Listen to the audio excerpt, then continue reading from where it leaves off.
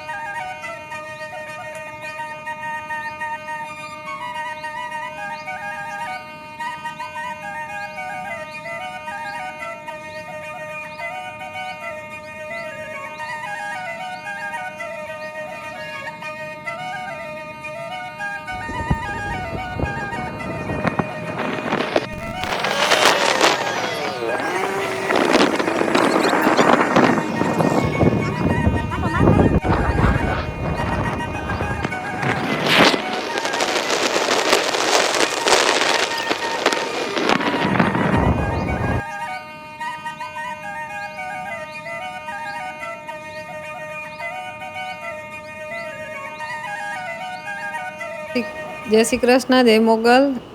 અમે આવી ગયા છીએ શ્રવણ કાવડિયા ધામ દર્શન માટે, જે કચ્છમાં એક જ મંદિર છે શ્રવણનું. તમે જોઈ શકો છો.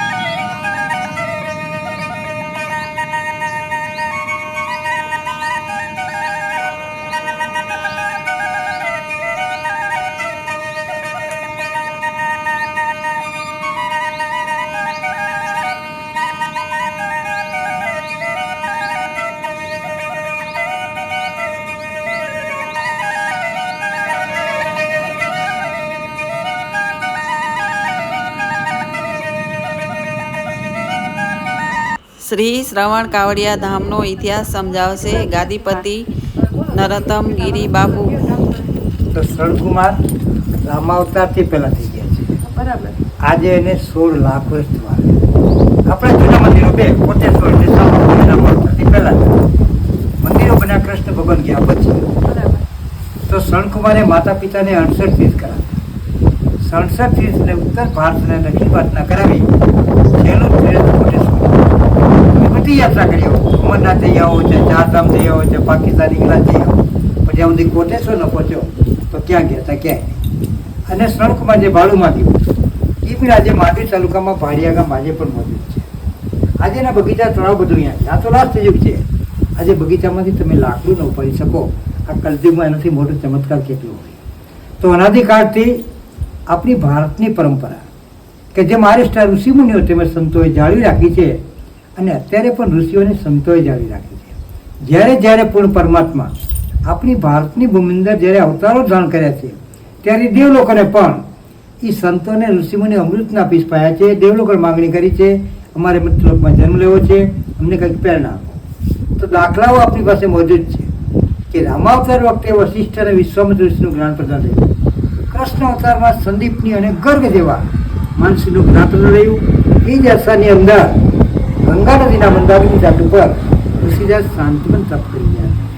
તે વખતે અયોધ્યાપતિ સાબી રાજા હતો. સતયુગના અધિપતિ સાબી રાજા, એમના છોકરા રાજા અને ત્રેતા યુગની અંદર દશરથ રાજા થયા. પણ દશરથ શું છે કે આપણા મૃત્યુલોકની અંદર એક ચક્રવર્તી રાજા બની જાય છે, જે એક સેકન્ડની અંદર એ 10 કણમાં ફરી શકતા, એટલે નામ દશરથ આપવામાં આવ્યું. તે વખતના યુગો બધા મનુષ્ય યુગો હતા. એની પાસે પવનોગી ઘોડાઓ હતા, શબ્દોથી બાણ હતા અને શબ્દથી બાણ મારે. બાણ 300 યોજન દૂર છે. અયોધ્યા તો 2000 કિલોમીટર છે. અને ગંગાનદીના મંદારની તટ ઉપર સીધા શાંતમન તપ કરતા. તે વખતે અયોધ્યાપતિ સાબી રાજાની પુત્રી શૈલા એ પોતાનું જીવન ટૂંકાવવા ગંગાનદીના તટ ઉપર આવે. ત્યારે શાંતમન કહે છે કે કન્યા આપઘાત કરવાથી સાથે સાથે આપઘાત નહીં કરવો. ઋષિ લગ્ન કરી વાત સમજ કરી અને સતયુગના સમયની અંદર બ્રાહ્મણ અને ક્ષત્રિય એ લગ્ન ગતિમાં જોડાતા એ આપણે આજે પુરાણો પર બતાવે છે. બીજાને આપઘાત બચાવવા માટે પોતાનું ગમે તેમ થાય એટલે ભારતની ભૂમિને એક સંતોની ભૂમિકા કહેવામાં. તો શૈલાએ માતા પિતાને અનુમતિ લીધી અને આ બ્રાહ્મણ સાત સાથે લગ્ન ગતિમાં જોડાય છે. ત્યારે સાનવીએ શૈલાનું નામ બદલાવી તેનું નામ તો શ્રવણના પિતાનું નામ છે શાંતમન ઋષિ અને માતાનું નામ છે શૈલા. પ્રાર્થનાથી ભગવાન સૂર્ય માટે પ્રસન્ન થયા અને સૂર્ય ભગવાનનું તેજ આ શાંતમન ઋષિની માતા સુધી જોયું નહીં. માતા પિતા આદરા પડતા સૂર્ય ભગવાન કીધું ઋષિજાત ગમે તે વરદાન માંગો, જોઈ તો આખું તેજ આપું, નહીં તો 7 પેજને તારે એવો પુત્ર આપું. ત્યારે શાંતમન ઋષિએ માતા સૂચનાઓથી સૂર્ય ભગવાન હાજરી કહે છે, હે ભગવાન અમારે આખું તેજ નથી જોઈતું અને 7 પેજને તારે એવો પુત્ર આપું.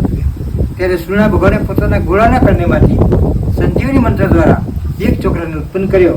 જેમ સંસ્કૃતમાં કાનને શ્રવણ કહેવામાં આવે છે, એટલે છોકરાનું નામ શ્રવણ રાખવામાં આવે. ભગવાન સૂર્યની દીધેલો દીકરો છે, એને ઘોડાના કાનમાંથી ઉત્પન્ન કરેલી છે. આજે આપણી ગાય છે, ભેંસ છે, કોઈ બીમાર પડી હોય તો દાદાનું ખાલી એક નાળિયેર માનો ને તો માને જે મળતું પહોંચી જાય. જનાર ઉપર ન્યાય બહુ અને મારા પર આધારિત છે કે કચ્છમાં સૂર્ય ભગવાન અદૃશ્ય થયા. આકાશવાણી માટે સંભળાયું કે શાંતમન ઋષિ માતા સંજરાવતી અને શ્રવણનું માધુર્યું જે 5 વર્ષના છોકરાને ગળા બાંધવામાં આવે ને તો તેનો તાવ, તળિયો, મૂળ, નજર બધું દૂર થઈ જાય. આજે પણ શ્રવણના માતા પિતા શક્તિ છે. આજે આ સામાન્ય ભૂલ છે. આપણા શરીરમાં કાંઈ બી તકલીફ હોય, બીજા કોઈ નાઈને પહેરેલ કપડું આપણે ફેંકી દઈએ તો આપણા દર્દો પણ મટી જાય છે. આજે કેટલાય માણસો લાવવા માટે આવે છે અને દર પૂનમના વિચાર કરો કે આપણે મેળો પણ ઉજવીએ છીએ અને ઉત્સાહથી આપણું કામ છે. અને આજે સ્વરૂપમાંની જગ્યા ભારતમાં ક્યાંય નથી. આપણે કેવું બરાબર આ બેને સંભળાવો તો કેવું 2020થી શણકોડિયા પ્રસાદાલય પર ચાલુ છે. જ્યારે બી કોઈ બી માણસ આવે કોઈ બી અહીંયા ભૂખી રહેતો નહીં. એના ઘરે આવે છે અને એને સારી રીતે ચાલે છે. શણકાવડિયા જાગીરના મન શ્રી ગુરુ નરોત્તમ ગિરી બાપુ બસ ધર્મ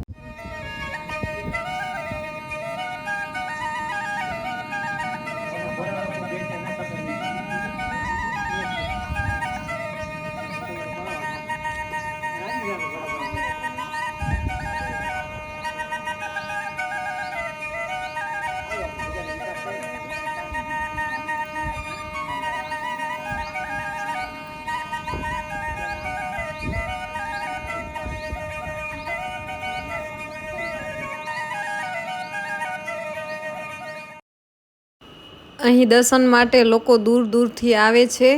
અહીં અન્નક્ષેત્રની વ્યવસ્થા છે, જ્યાં ચા, પાણી, જમવાનું અને રાત્રિ રોકાણ માટે રૂમોની પણ વ્યવસ્થા છે.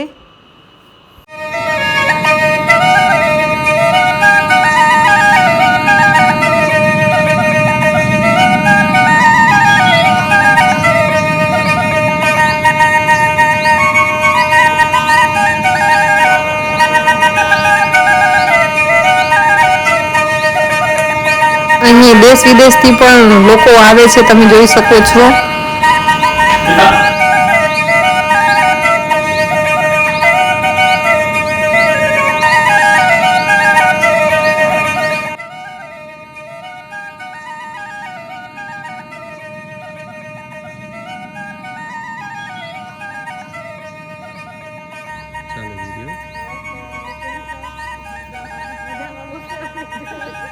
બાજુ આવી ગયો ને તમે યાર.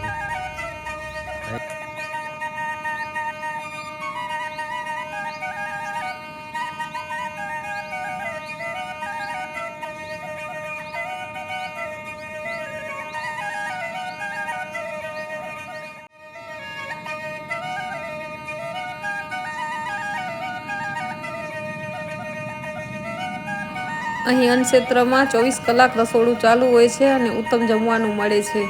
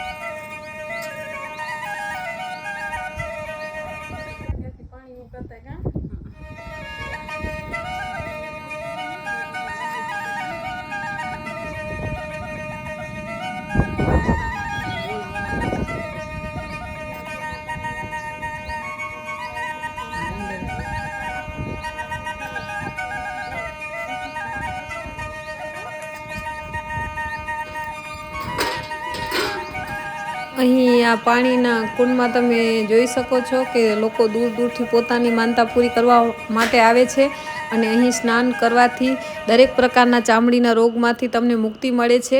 અને અહીં સ્નાન કરી અને પોતાના જે પહેરેલા વસ્ત્રો હોય એ અહીં મૂકી જવાના, એનું ખૂબ જ મહત્ત્વ છે અને આના માટે શ્રવણ કાવડિયા ધામ પ્રખ્યાત છે. તો એકવાર તમે જરૂર મુલાકાત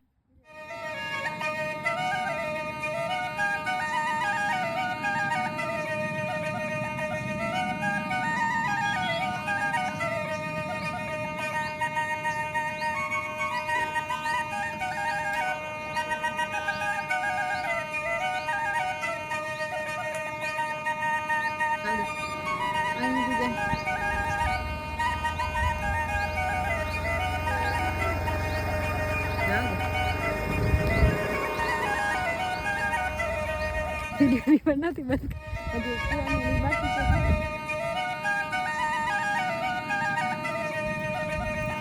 કચ્છના આ શ્રી શ્રવણ કાવડિયા ધામની તમે અચૂક મુલાકાત લેજો. અને અહીં 1 કિલોમીટર આવેલ ઝુંગો છે, જ્યાં અત્યારે પણ તમે જોઈ શકો છો કે કોઈ પણ લાકડું ઉપાડી નથી શકતા. તો તમે એકવાર જરૂર મુલાકાત લેજો.